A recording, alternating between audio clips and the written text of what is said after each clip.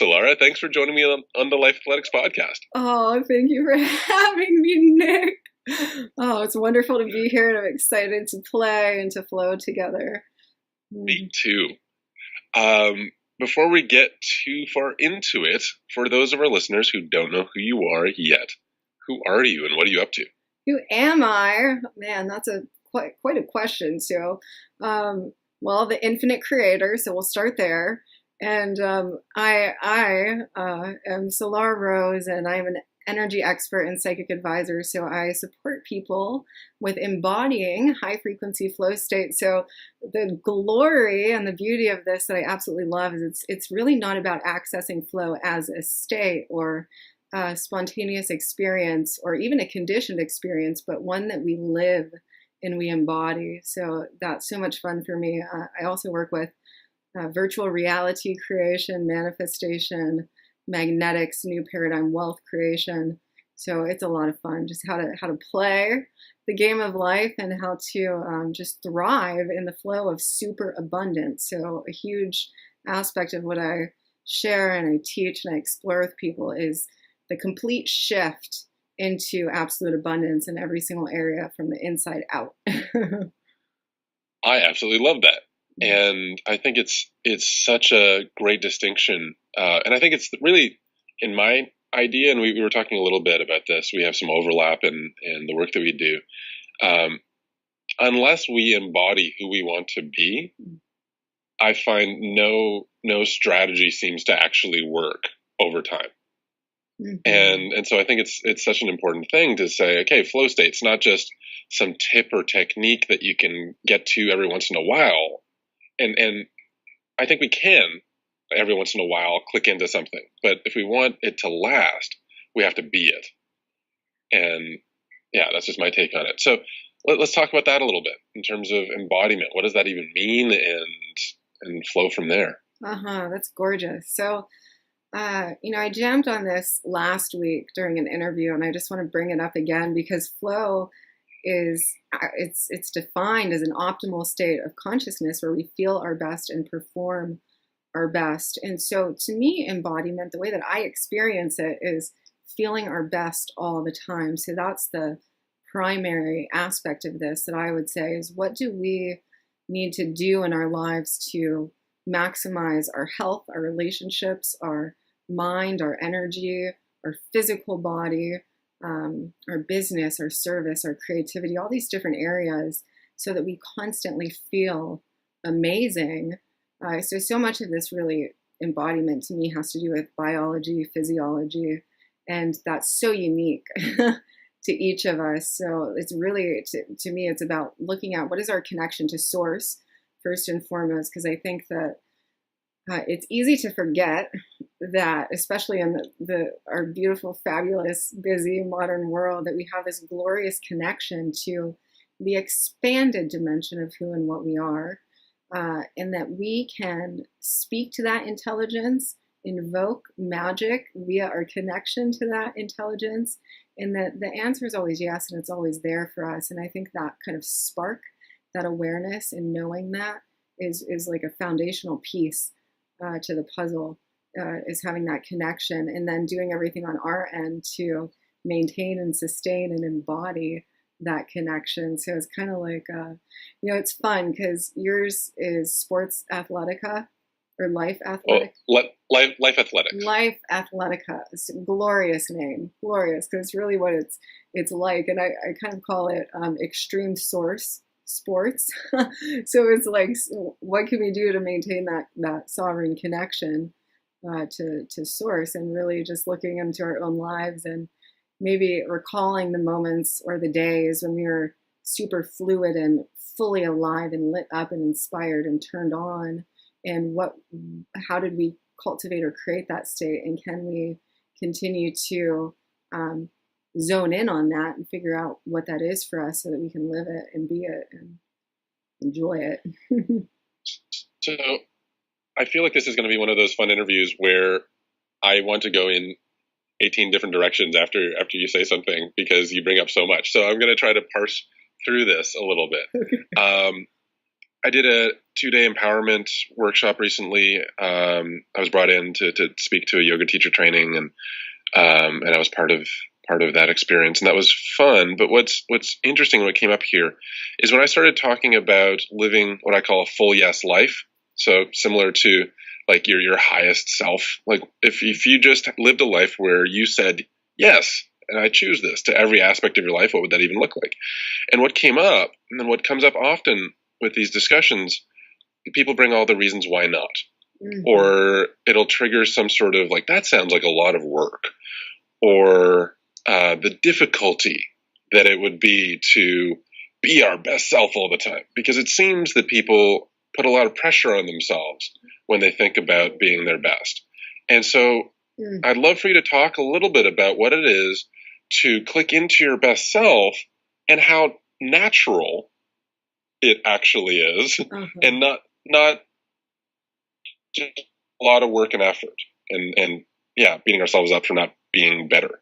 Yeah. That's wonderful. I think having frames are really important. And so one of the frames that I love to use is, well, one, knowing that energy of source so intimately, and how unconditional and loving it is, and how abundant it is, and that it's always enhancing us, encouraging us, inspiring us, saying yes to us, and celebrating us. So cultivating that and having that be the baseline, so that whatever we're doing or trying to expand or upgrade in our lives is coming from a space of wholeness and not from a space of lack. And then looking at it as a game. So I love to look at it, or a creation. If I'm going to build myself and my life as this marvelous, magical masterpiece, what do I want it to look like? So it becomes fun. What do I want to look like? What do I want to feel like? What do I want to engage in on a daily basis? What fun adventures and explorations do I want to have? And how can all of those things feed and fuel the abundance in me? And every time I do those things, I naturally feel better. And that then becomes the reward to continue doing that thing, or to do it in a new way, to bring fresh energy in. And then it's looking at, what do I want to create? So even as we optimize and we upgrade in certain cycles of our life, we kind of get to a point where it's like, yeah, this was great and it was fun, and now I'm ready for more. So it's this infinite, ongoing creative journey of expansion, because there really is an infinite amount of abundance for us to live and create and experience. And so I think part of the novelty is knowing that there's no end to that expansion. We just continue to flourish into more of our dreams, more of our desires, which keeps it kind of novel and fresh and exciting to me. So to me, it's looking at it as a game of absolute thrival and prosperity at every level. And how can I continuously be experiencing more of that in all the ways that my sovereign soul essence desires to? Well, it's just really fun to watch you, because this is really our first time interacting, like with video and stuff, and we've never met in person. And so just having the privilege of seeing how delighted you are. You're on this constant edge of just bursting out into laughter and being delighted. And it's so wonderful to see that, because it's not just this intellectual idea of like energy is important and flow state. It's like you're living this life where things are gorgeous, and you make comments of how much you appreciate things. And there are a number of habits that you have in place that I think probably maintain that sense of wonder in you. And so, yeah, if you can talk about that a little bit, about just, and I guess allowing and permission to be delighted, or something I'd like you to riff on as well. Yeah. So let's go there first, and then we'll circle back around to, and Perfect. I'll take you through a day of just even what I just did today. So freedom. So recognizing that we are free and that there are no limitations. So I think that opening and expanding our energy into that field of knowingness that we are free and that we are liberated to do whatever we want in any moment, and that we are unconditionally supported by creation in that, in the capacity to experience more play and experience more delight, And that actually in doing that, we raise our frequency, which allows more of what we have called in to flow in to us, because we're releasing resistance when we allow ourselves to do what we love and enjoy. And so that's one frame, is just opening up and allowing ourselves to move freely in our creation, not feeling bound in any way, and allowing our mind and our energy field to expand into that space. And what might that? It's such an important part, right? So many people that I've been working with recently, they start out with telling me all the reasons why they can't. And so it's beautiful just to hear you say, as a foundational piece, you're free and connected to source and supported. Yeah. And I want to underline that, because I think for anyone listening looking for pointers, it's, are you coming from the place of, I'm infinitely supported by the universe? And if you're not, maybe try that on. Yeah. And also like the wonder that's in that, in and unto itself, because it's kind of like our higher self or expanded self or source or whatever we want to call that dimension of being is just this infinite, abundant, powerful, intelligent fabric of like infinite. It just infinitely pours out more forms, more life, more love, more of whatever it is that we desire to experience. And when we communicate with it from a very real, sincere, authentic place within ourselves, it is as lit to give to us as we are to ask for what it is that we desire. And it just adds this dimension of otherworldly magic to our lives, because it will deliver those things in the most efficient way available. And sometimes those things come out of nowhere. You know, in my own reality, I have managed to program my life or my connection, you know, to source, my relationship that I have there, to receive money in my bank account every single day. And it's so fun. And sometimes it shows up in the most mysterious ways. I'm like, I don't even know. I don't even understand. And I don't need to know, but I just chuckle, because I know that I've liberated my own mentality to that point, that I've opened to that possibility, and it has become a reality for me.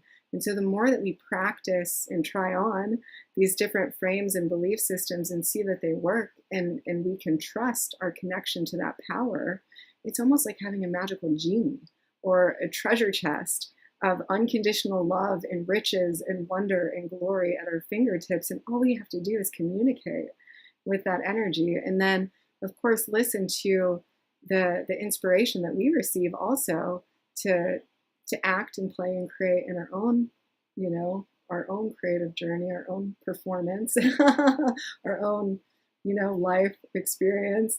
And so those are just a few things in that dimension. I love it. There's an element that I want to talk about a little bit here, where connecting to that energy, right? So whether we call it God or higher self or collective unconscious or the universe or whatever, right? I'm not big on labels, but whatever I want to talk about that higher source as, I was trained in a number of things, but there's this one model that I really think is powerful in terms of how we can speak to that part. And basically it says that we're broken up into three parts. One is the conscious, sort of adult, logical, rational self in the mind. And then the other part is the subconscious, unconscious, emotional, almost like childlike, innocent self. And then there's the higher self, God self, whatever.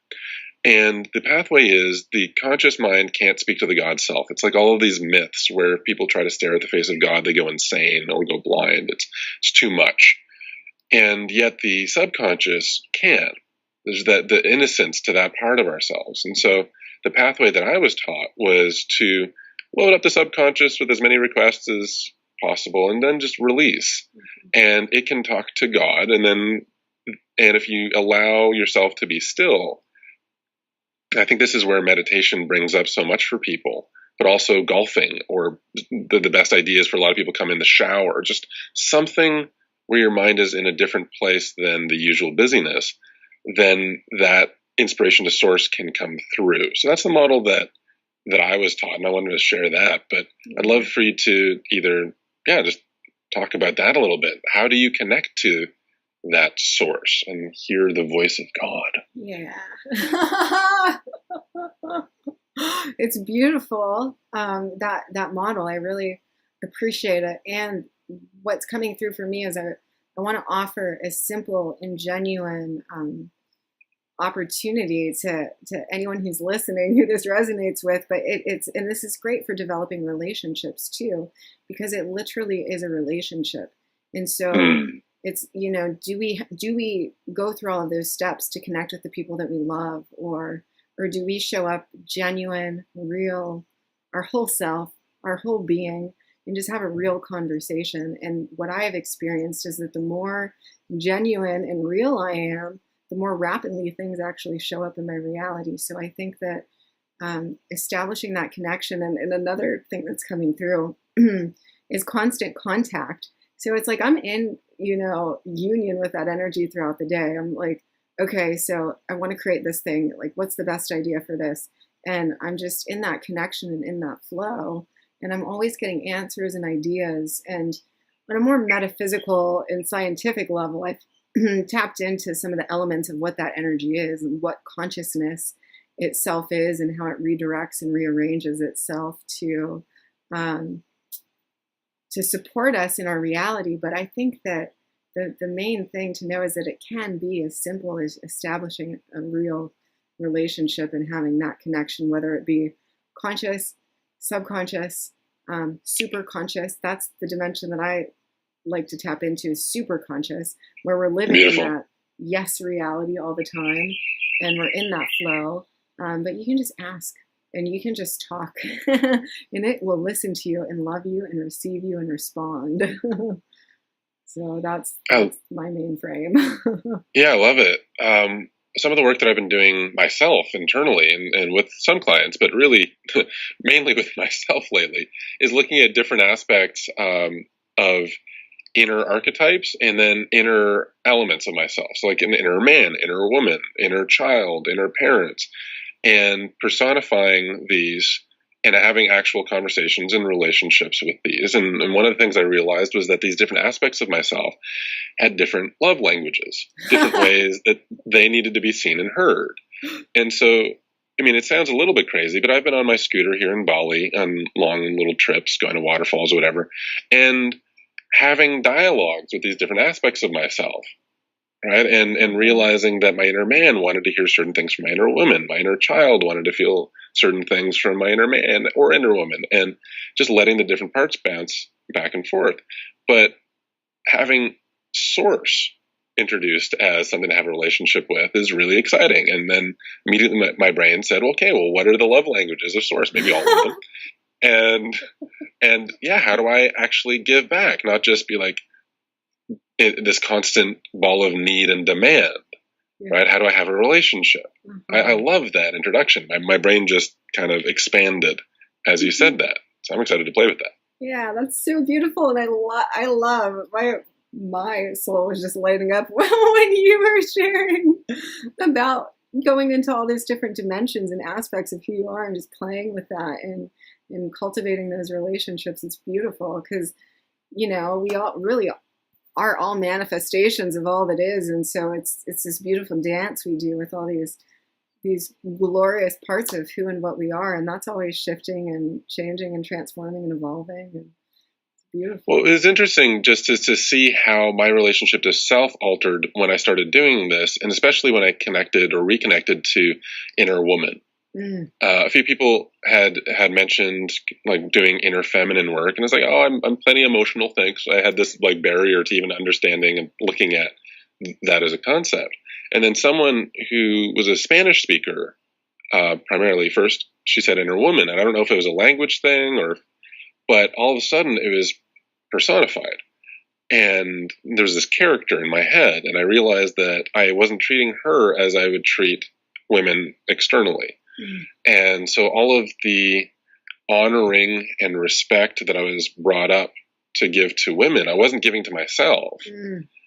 Right? As a dude, it's like, I'm fine. Just put a mattress on the floor. I'm good. I just had a little room. And once I started connecting, I got a 2-story villa, a guest room, and a couple of bathrooms, and a giant bathtub that I use, and started going for massages, and dressing a little bit better. And it was interesting just forming that connection. And so however we get there, I think taking care of ourselves matters.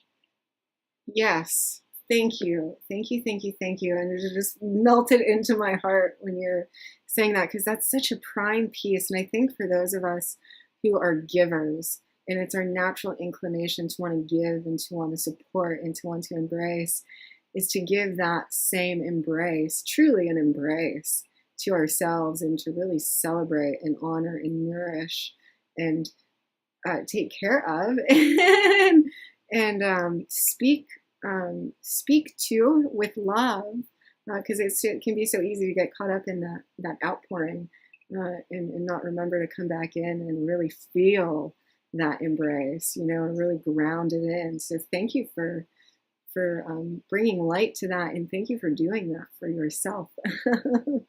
You're welcome. The quotation from Marianne Williamson that Nelson Mandela used in his inauguration, our deepest fear isn't that we're inadequate, our deepest fear is that we're powerful beyond measure. That part, most people know. The quote it's a full paragraph, and I think it's an excerpt from a book, but later on she says, we're here to make manifest the glory of God that's inside of us. And it's not just in some of us, it's in all of us. And as we give ourselves permission to shine, we unconsciously give others permission to do so as well. And it took me years of having that paragraph on my wall to even see that second part and to see that. But that's become my current belief system, is that the biggest gift we can give other people is to shine, is to glow from the inside. And I mean, I'm not there full time, but that's part of the work. And so again, just seeing your delight, it's delightful, and it shows me that it's possible. It's one of the reasons why I like to do these podcasts, is to say, hey, you can be lit up and turned on by life as a standard base.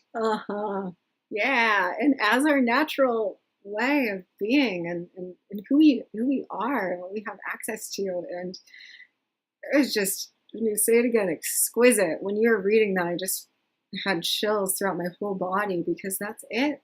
It's really just about coming fully alive, and I call it creator animation when we get into the realms of potential and power and all of that. But it's literally like activating all of our creative coding, all the sounds, colors, tones, frequencies, vibrations, internal technologies that we have to play with, and really becoming fully alive and shining our light, our love, our happiness, our service, however that may look, into the world, and just simply inspiring others through that. Because what a gift. I mean, I know on my own journey, when I had been in, deeper, darker places, what I was looking for was inspiration. When I was there, I didn't need anyone to feed my story. I didn't need that kind of, I was looking for inspiration. And so it's really such a gift, I believe, when we give that to the world, it can really help to elevate and uplift others. So, yeah. And it's interesting, because you said, like, when I was reading that, I wasn't reading that. I don't have it on my wall anymore.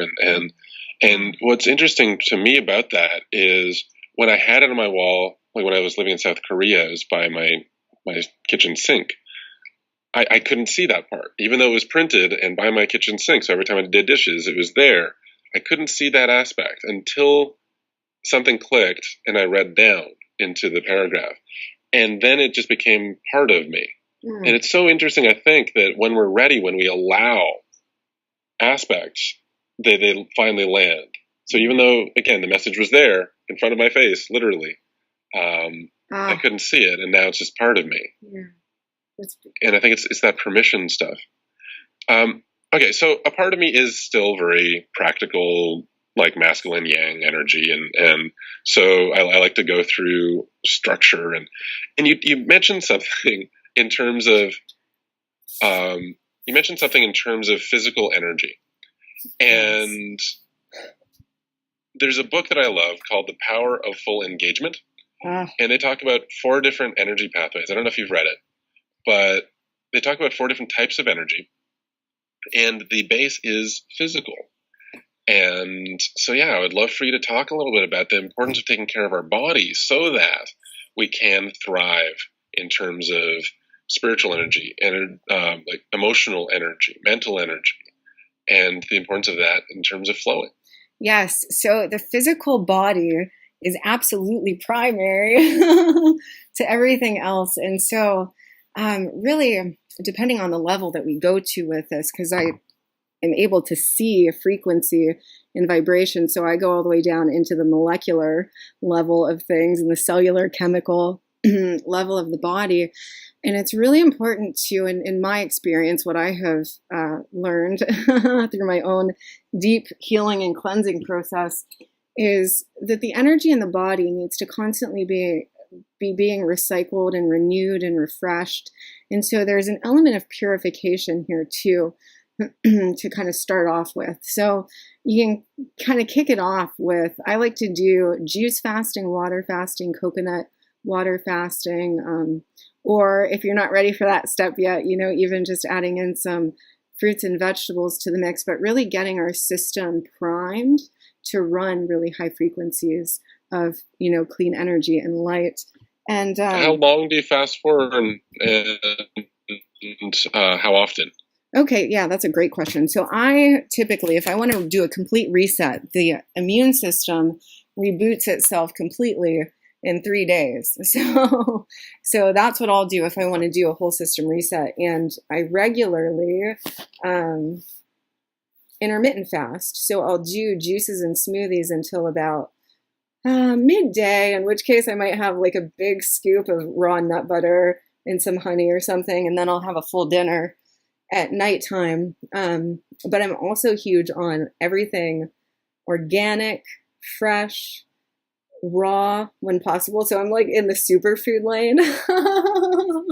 So everything that I can actually do to support clean energy fuel in my body, I do. So lots of water. And the feeling, the payoff of that is so great. And what I've discovered in my own journey is that when I started to release some of the things that weren't that great for me, I felt so much better. And if I even tried to go back to those things, it wasn't doing it for me like nature did. Nature is so good and so abundant and so tasty.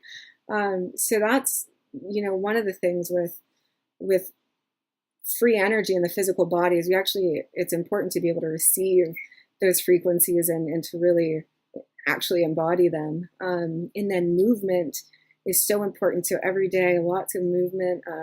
I like to do sprints and yoga, so I've got to get my stretch on. And in the shower too, what I like to do is, the closest I can get to a polar plunge for where I am is to do just, at least 60 seconds under icy cold water to reset my neural pathways. I'll randomly, as I feel like I need like a little boost throughout the day, I'll EFT tap, but I don't use affirmations with it. I just reset the pathways. So anything that I can do to like live and keep my energy fresh and feeling abundant and clean and pure, those are some of the lifestyle choices that I use to enhance my body. I love it. I did the Unleash the Power Within with Tony Robbins in February of this year, so almost a year ago.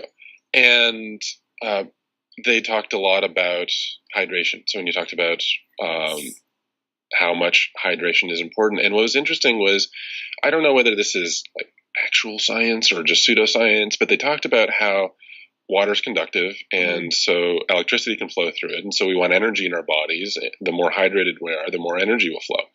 And again, whether that's scientifically proven or not, I do feel more energized when I'm hydrated. Yeah. And I think it's super important. So I've been focusing personally on having a lot more fruit as well. And just enjoying feeling delighted. I had a dinner recently with a group. I used to run a men's group. I still do, but this one in particular, we had a reunion, and one guy showed up, and it was like he was high, but like in a really lovely, just totally energized way. And I was like, well, dude, what's going on? What have you been doing? Like, what do you want? And he said, durian and mango. I've just been eating so much durian and mango, and his energy was buzzing, and he looked just like pre-orgasm. It was just this like delight for life and just energy coursing through his body. He was just buzzing. Mm-hmm. And it's wild because I think that is closer to our actual normal than most people will give themselves permission to even drop into considering. Mm-hmm. And I think that we have normalized dis-ease for disease, mm-hmm. And the foods that people eat and the habits and structures for life that people go through. Yeah. And yeah, I'd love for you to talk about that a little bit. Yes, I agree with you. I agree with you that we have kind of normalized that, or we feed the old stories a lot more than we feed our capacity to be these super all-star superhumans, because that's what our true capacity and potential is to thrive. And it's interesting because I will say this, in my own journey, there have been moments where I have held back my delight because it is so profuse, just like you were talking about with that gentleman. And people sometimes question, are you okay? And it's literally the high for being alive. And it's just from the most pure place that is available. And I know for me, I actually just don't thrive unless I allow myself to go all the way there. So a huge part of my mission and service is to create a container, or to just blast it out and broadcast it as far and wide as I can, to just give people permission to enter into those spaces and to cultivate them and to maintain them, and so to celebrate and cherish them in that empowerment, because that's exactly what it's like, what you were describing with your friend. It's just this most glorious natural high when you really are running these frequencies of clean, pure energy, and you just feel amazing. And the joy, I mean, that is the reward of it. The reward is that. But even in that space, what I have found is that I become more creative.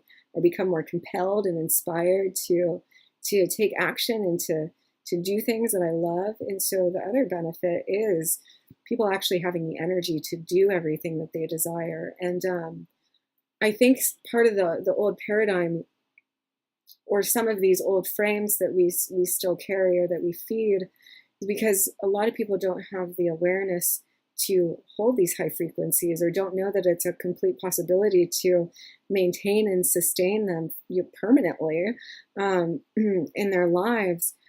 And I think that everybody has an authentic, sincere desire to upgrade and expand and enhance their life in some way, to really live their version of their dream reality.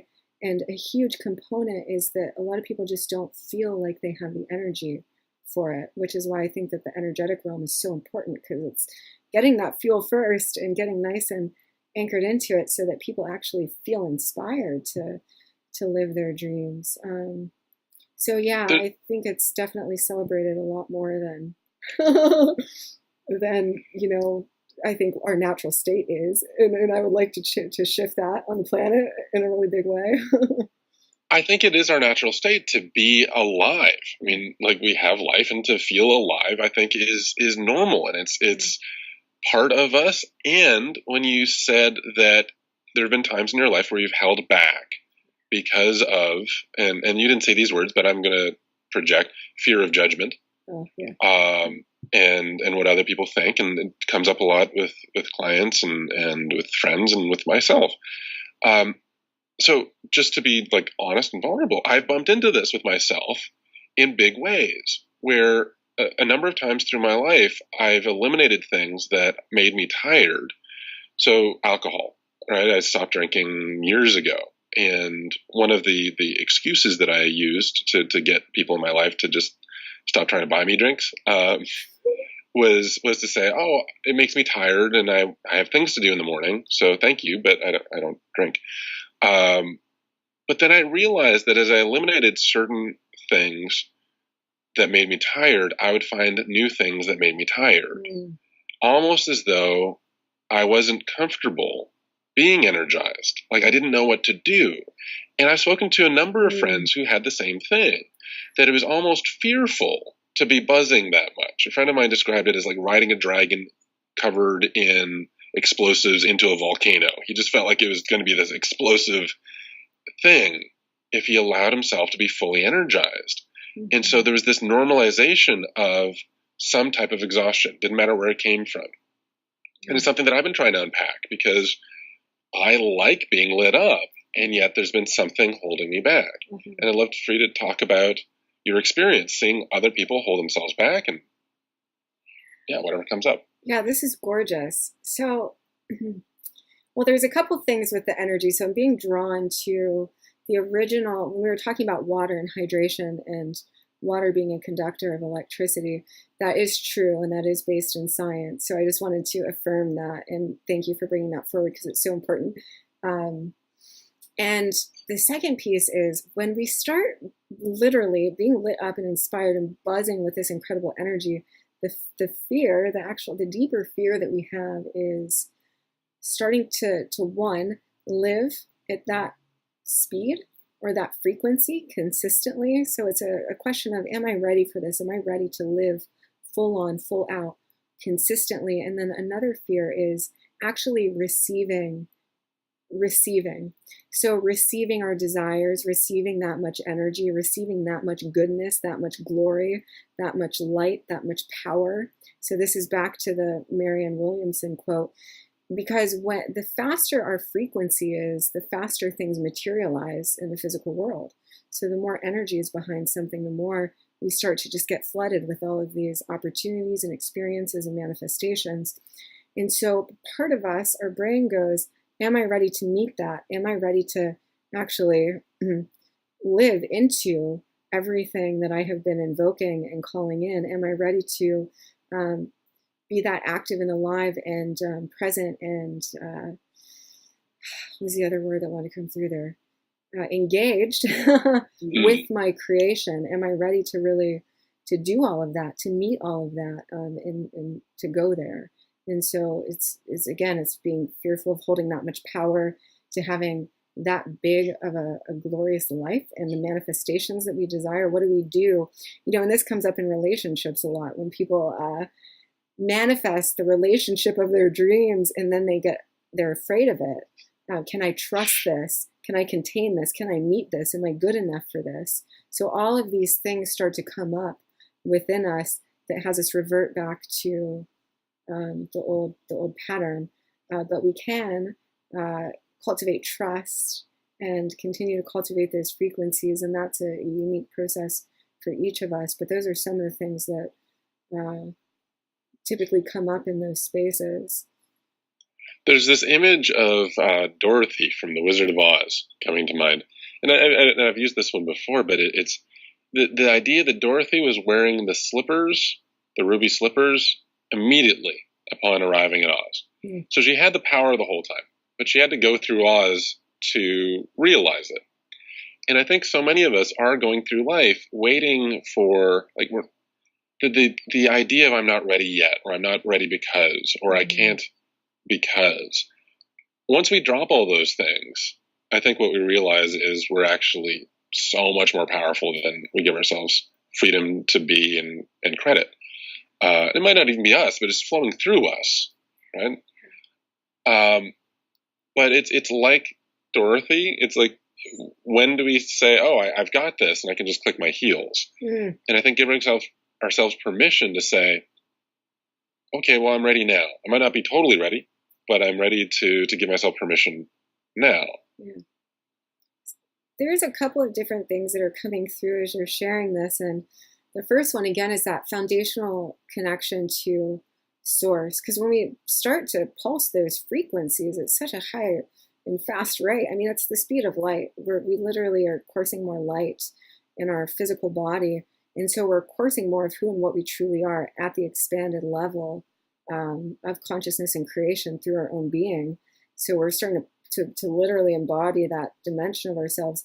But I think it's trusting that it's safe to do that is one of the things where that relationship comes back into play. Is even so when I allowed myself to start letting myself express more of my light, I was like, you know what? I trust source. I trust that dimension of me, and I trust that this is going to be of service to someone. So I had to really let go of people's opinions and judgments and all of that around me being the full expression of me, and get to the deeper truth of where even those judgments might come from, and where my own fear was coming from around not allowing myself to be fully self-expressed. So trust is a big one. Trusting that Source will have our back. Huge. Yeah, that's another one of those foundational elements, is that's got to be there. If I express myself and I give my light and I show up and I shine and I be myself fully in that space, then I will be supported by the universe, by all that is, by that dimension of beingness, and by beautiful human beings who love me. And so creating that foundation of trust. And there was another piece that wanted to come through at the end there. You're talking about clicking your heels and having the power, having the power all along. Well, and there's another key piece too in there, and recognizing that we are the creator. Okay, here it is.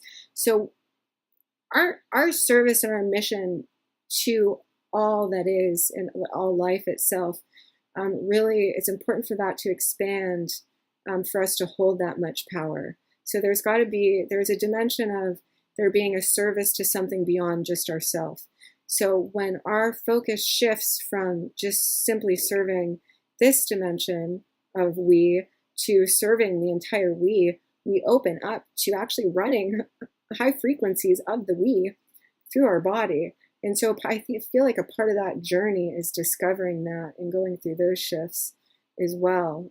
Because when we are in service to all of creation, we are given the fuel to serve all of creation. So there's a little bit of that in there as well, is shifting our focus from solely self-service to serving the larger we and being motivated from that space. There's an element of trust that I think is so powerful, and I'm realizing, because the earlier conversation about having a relationship to that aspect of all that is, and sort of personifying it and applying my own approach that I mentioned earlier, it's been working through me as we've been talking, which has really been kind of wild to just feel into and experience. But I'm realizing that, so my father's visiting, he's downstairs, and I can hear him like messing around in the kitchen, and it's great. Really love my father, and we feel very connected. But we just reconnected. I was very angry for a lot of years, and even now, every once in a while, he'll watch me be careful in conversation, and he'll just keep saying, "Look, I'm not going to right angle you and come at you. Like, it's okay." And this wounded child stuff, this wild animal aspect of me that's a little jumpy and skittish, gets to calm down. And it's been really beautiful. But as we've been talking, I've been realizing I've had the same thing with Source and the universe and God. Mm-hmm. This skittishness and fear, and even just as we've been speaking and sort of personifying some manifestation of that internally, it's been interesting to watch the fear start to go away and allow myself to feel safe and trusting. And I guess I just want to say that so that people listening can also drop in and say, am I trusting the universe? Yeah. Oh, that's so beautiful. That feels like such just a gift to receive you and be here sharing that with you and experiencing that with you. That's so beautiful. Oh, yeah. Thank you. And to let those filters come down and to trust you, to trust the essence of you, and being drawn back to that power is really you, and it is inside of you. And a part of that relationship, one of the ways that I like to experience it is Source as my best friend, or Source as my life partner, and it being like that, and finding the safety in that space as well, and just having that flow without the filters. It's like your best friend who's just going to let you be. He's going to let you be and going to love you unconditionally, no matter what comes through. And that's supportive also, I think, or has been for me in cultivating that trust. And it's just it's a gift to be able to just share the space with you, having that experience. So thank you. Oh, thank you. I appreciate that.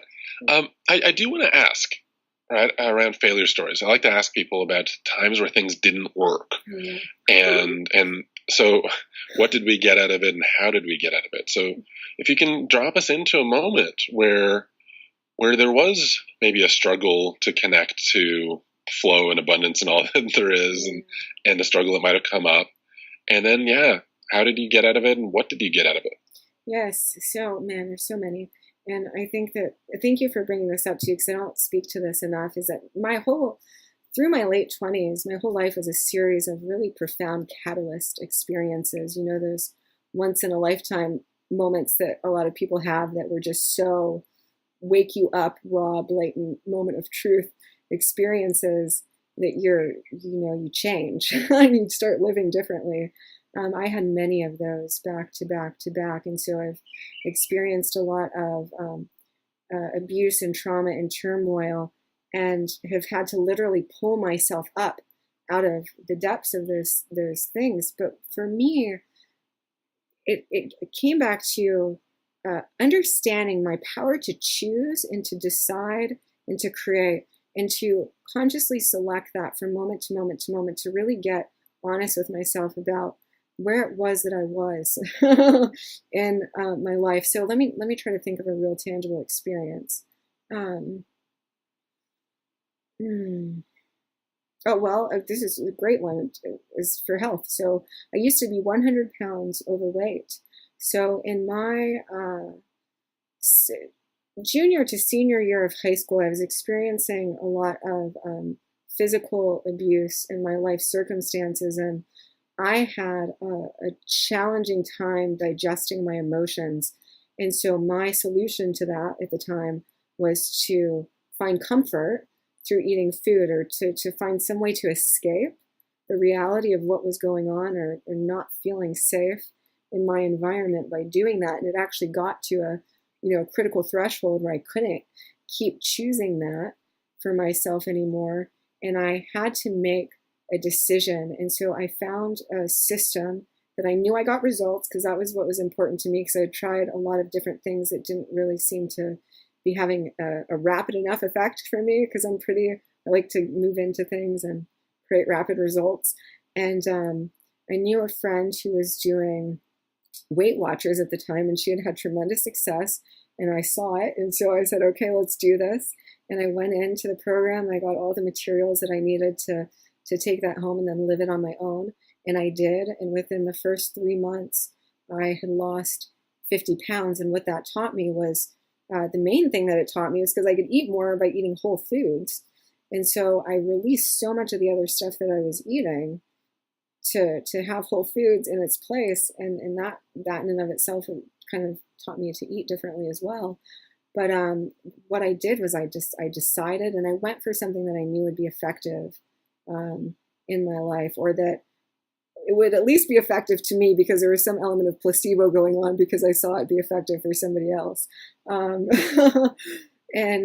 so making that choice and really deciding to love myself and honor myself and nourish myself, and not continue to destroy myself. And there was also a profound spiritual awakening that I had later in my life, after I had lost all of that weight. And what I was guided to in that space, which is I'm just bringing this through because I think it's important for everybody on the call, and we spoke to it earlier, was because then I got into a perfection space, and that was a whole other cycle that I had to work through or, just release myself from.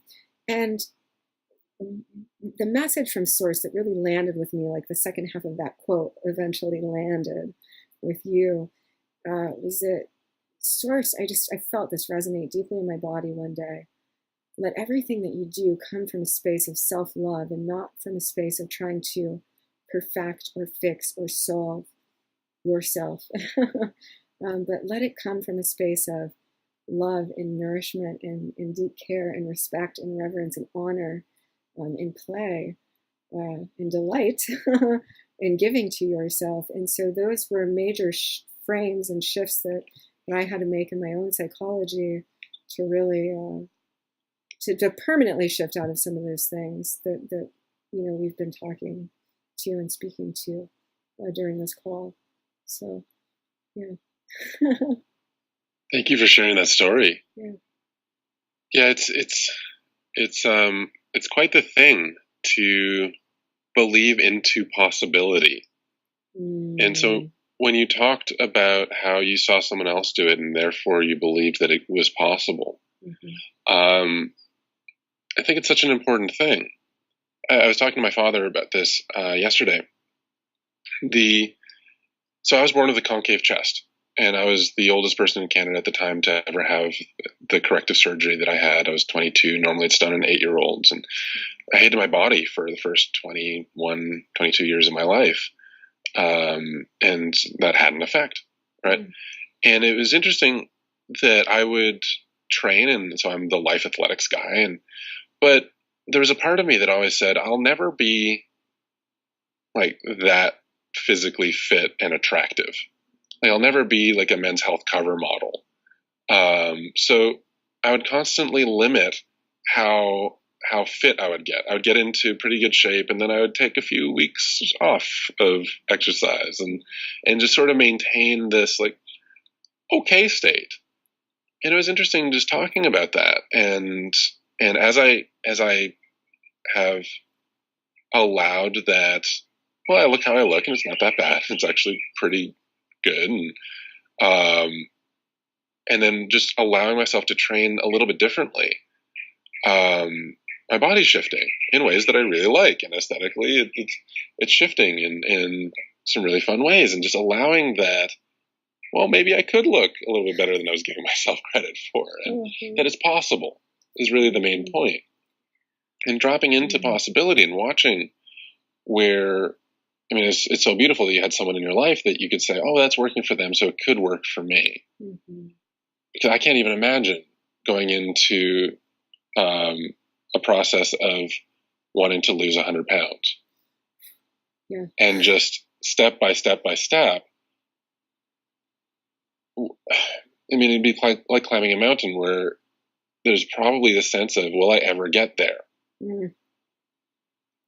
I climbed a mountain for my birthday a month ago, and there's definitely this, it was all just like ash. It was a volcano, and I went up the backside of it for some reason with a guide, and it was just ash, and I was sliding. Every step was forward and sliding. And I thought, am I ever going to get to the top?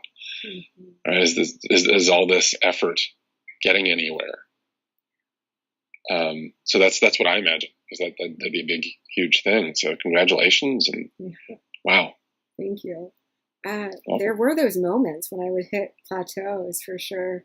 I had to get savvy about how to switch it up and how to train my body in different ways at those plateau points, so that my body didn't acclimate and get used to the way I was training. So I learned so much during the process. And one of the things that I really value about those types of experiences, the climbing to the top of the mountain, the way that I related at certain moments is it felt like swimming upstream in a swamp. It was just like, where are we? Okay. But you just got to keep going, because you know that there is a top of the mountain, or there is a fresh stream somewhere, and you're just so determined to get to that place. But I also started to appreciate and value the perfection of the journey itself, because I realized that even in the moments that I could have easily deemed as imperfect or mistakes or challenges, I started to see them all as opportunities and learning experiences, because I gained so much wisdom and intelligence through a lot of those. Like, we're just, even the plateau is a simple point where I learned so much more about health and fitness and the physical body and metabolism and energy just by hitting those plateaus, because I had to learn then how to shift out of them. And that's another thing that helps me stay in a flow state now in a little bit more fun way. But but there's always a magnificent opportunity for solutions, for innovation, for learning and discovery in the places I think that we typically as a culture would name or label as a challenge or a mistake. And I really don't see those things anymore because of that journey. And I also learned that we could create anything as slow or as fast as we desire to create it, And it can all be done in a healthy way, depending on our level of excitement about that result. And being able to see it sooner, I found, really accelerated that process for me. So I really wasn't seeing, man, this is going to be hard and this is going to be a struggle. I was seeing the end result the whole time. And that's actually what motivated me through it so well and so quickly, was because I was just focused on me feeling amazing and being able to wear some of my old clothes. And that's it. I was on that single track mind frame. And this is a great way to create results in any area of your life, or even to just start accepting yourself powerfully where you are. So instead of seeing my body isn't enough right now, looking at it and saying my body is a beautiful masterpiece that has so much character now and so much wisdom contained in these cells because of all the experience that it has had. So reframing in all of these different ways to bring, here's I call it the perfection philosophy, to see ourselves as perfect, even when it may, seem counterintuitive to do so, but to really ground that in. Yeah, it's really powerful. There was a process after my operation where I realized that a lot of the issue is actually just internal and in my head, that other people were quite willing to accept me, how I looked, and women found me attractive. It was all me, right? And didn't really go away after the operation. It was still just me. Mm-hmm. And so even though I looked different, my chest was pushed out and normalized, air quotes, it was still a process of realizing that the hurt was still there. And I had to go into appreciation. And so I started to practice, and it took something to find what I liked about myself in the mirror. And I had to bump into all of this fear of being narcissistic and self-indulgent and egocentric. I mean, all these trainings that said, I'm not supposed to like myself, and then shaking that off. And it's been wild introducing that practice to other people and watching how, like, people who are physically gorgeous to my mind struggle so hard to find anything of worth in their own reflection sometimes. But as they do, it's almost the opposite of being narcissistic. It's just this calm arrives, and they're not obsessed with themselves and their not enoughness anymore, and they can just get on with things. Yeah, that's beautiful. I can relate to that in a lot of ways, because when I was fitness training, I used to be a personal fitness trainer and nutritionist after all of this. I feel like in that time of my life, I was definitely a lot more toned and all of that than I am now, but I'm so much happier and more free, and I love myself more than I ever did then. And so there is a big part in releasing that and learning to really love and celebrate ourselves as we are, and to speak kindly to ourselves. So thank you for facilitating that exercise with people. And there is also something, as you were sharing, coming through power. Of course, always back to the power.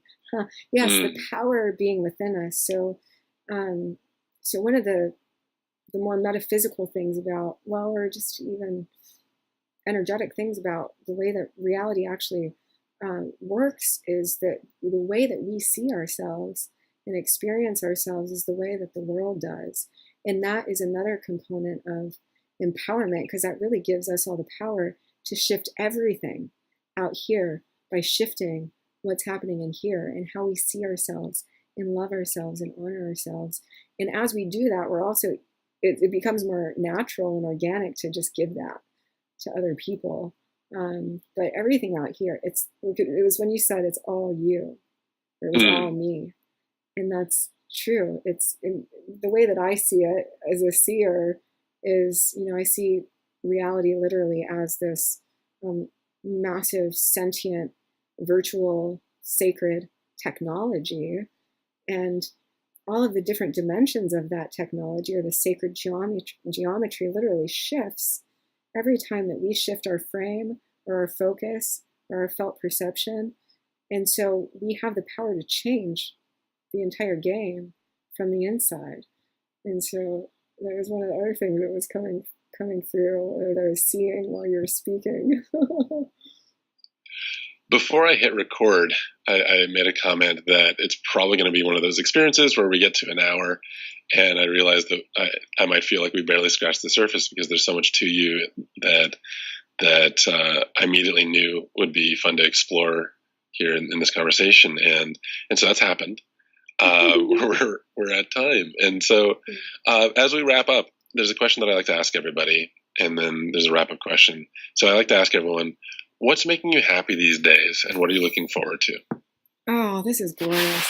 Man, what is making me happy these days?